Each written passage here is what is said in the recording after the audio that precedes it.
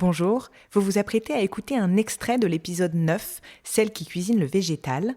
Vous pouvez retrouver l'épisode en entier sur cette plateforme d'écoute et si vous voulez soutenir le podcast, n'hésitez pas à laisser une note ou un commentaire ou à suivre la recette sur les réseaux sociaux. Merci.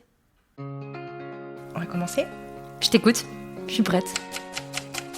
Et si on pouvait aider la planète avec sa fourchette et avoir un impact sur la société à chaque bouchée ?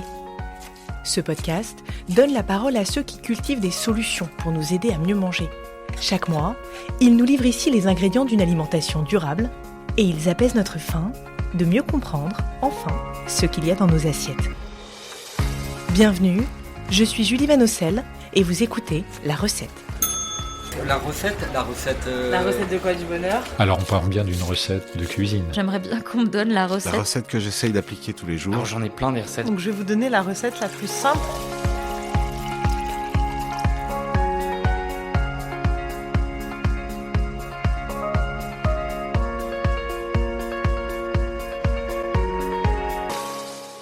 Je suis Émilie Dader, la chef du restaurant Les Mauvaises Herbes à Lyon.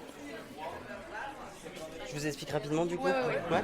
Donc vous avez les 4 entrées qui sont en haut, les 2 plats au milieu et les desserts en bas, avec toutes végétales excepté l'assiette de fromage. Et du coup juste la première entrée, les papas arrugadas, c'est une spécialité des îles Canaries qu'on a revisité. Donc c'est des pommes de terre grenaille qu'on fait cuire en croûte de sel et par-dessus on met une sauce moro verdée. C'est une sauce verte à base d'ail, de cumin, de persil et de coriandre.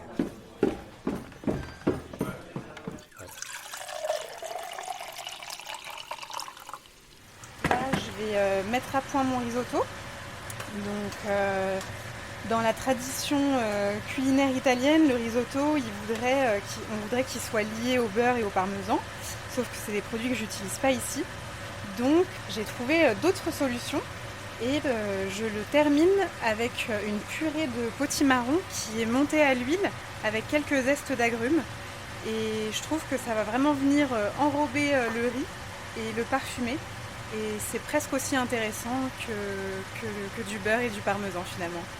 J'aurais même dû dire que c'est aussi intéressant que du beurre et du parmesan. Je pourrais même dire que c'est meilleur que du beurre et du parmesan. C'est encore meilleur que du beurre et du parmesan. Je m'inspire vraiment essentiellement de l'univers omnivore de la cuisine, que ce soit dans la cuisine française ou les cuisines du monde.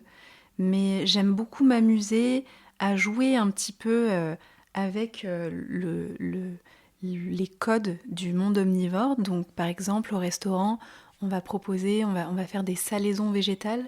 Donc on s'amuse à cuire un légume, le saler, le mariner, le sécher, éventuellement le fumer. On joue aussi à faire des préparations fromagères comme une ricotta de graines de tournesol ou un parmesan de cajou. J'aime beaucoup aussi intégrer les algues dans ma cuisine pour faire référence à l'univers iodé de la mer.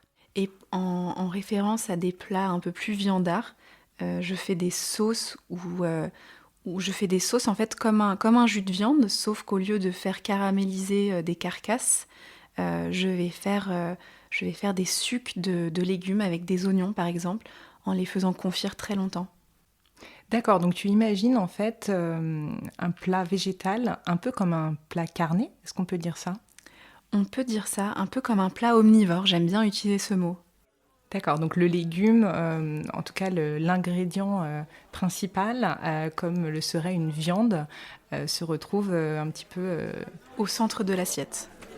Ça me plairait ça. Qui veut partager ça avec moi ? J'ai envie aussi du 4e, là, le toast de caviar au girolles. Nous on prend un de chaque et on goûte à tout. Une entrée de chaque. Et après... Je prends le risotto. Bon bah moi la patate douce. Comme ça je goûterai le tien, tu goûteras le mien. J'imagine aussi que tu cuisines des desserts. Comment on fait un dessert sans œufs, sans beurre, sans crème, sans lait ? Est-ce que tu peux nous expliquer ? Ça, je dirais que c'est vraiment ce qui m'a donné le plus de fil à retordre.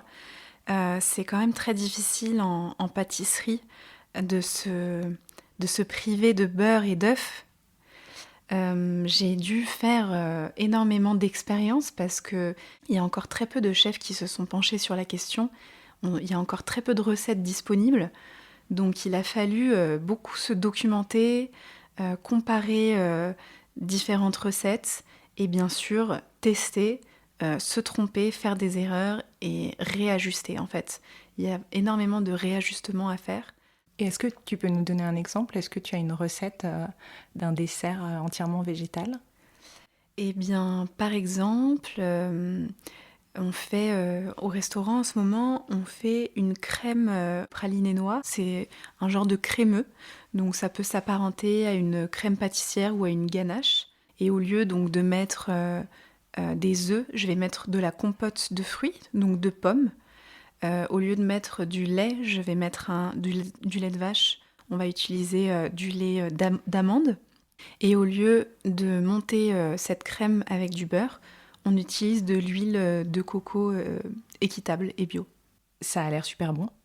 Et est-ce que plus globalement, tu peux nous donner des astuces pour chez soi peut-être remplacer les protéines animales ou juste sublimer le végétal dans les desserts ou dans les plats?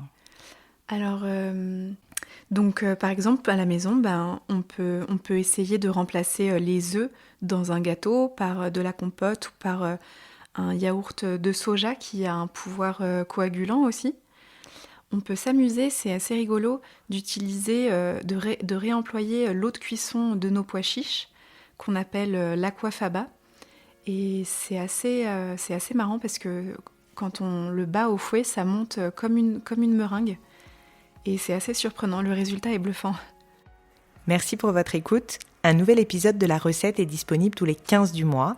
Alors, pour ne pas en perdre une miette, vous pouvez vous abonner sur cette plateforme d'écoute. Merci, à bientôt.